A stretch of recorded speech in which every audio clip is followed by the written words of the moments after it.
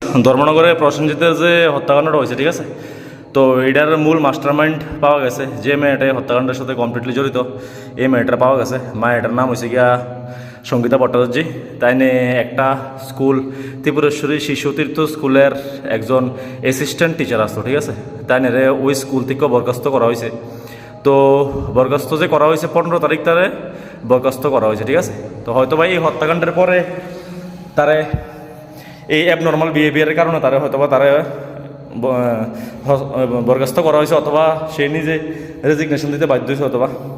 তো ঘটনাটা হয়েছে গিয়া হয়তোবা তাই আগের থেকে কিছু অ্যাবনর্মাল অ্যাক্টিভিটি আছে, কারণ তাই যে ঘটনাটা করছে যে চোখের লেন্সের লাগিয়া, ঠিক আছে, চোখের লেন্সের লেগে গিয়ে সেটা মারধর এরকম পরিস্থিতি করণ, এটা একমাত্র সাইকোপ্যাথিক পার্সন ছাড়া নর্মালি কোনো মানুষের দ্বারা এটা হয় না। কারণ নর্মাল মানুষ যখন মানুষের অর্ডার আয় না, ঠিক আছে না, তখন মানুষ এটার কী তা করবো, মানুষে একটু ওয়েট করবো, ঠিক আছে না।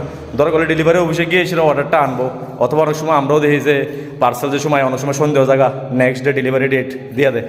তো এরকম নর্মাল মানুষ যদি, তো নর্মাল মানুষ এটারে আরামসে পেশেন্টলি ঘটনাটা আরামসে হ্যান্ডেল করে দিত, ঠিক আছে। তাই না হয়তো বা সাইকোপ্যাথিক পার্সন, তাই না হয়তো বা হরমোনাল ডিসঅর্ডার আছে, কিন্তু সাইকোলজিক্যাল কোনো ফ্যাক্টর আছে যার কারণে তাই না এই ঘটনাটা করছে, এমনভাবে এই পরিস্থিতিটা করছে। তো এই সমস্ত মানুষরা ডাইরেক্ট কত হচ্ছে গিয়া ডাইরেক্ট ফাঁসি দিয়ে দান, এটা হচ্ছে গিয়ে আমার মেন কথা। ডাইরেক্ট ফাঁসি দিয়ে দাও বাস, অথবা পাবলিকের কাছে আইনা দাও, পাবলিক ফিটটা মেরে লাগ।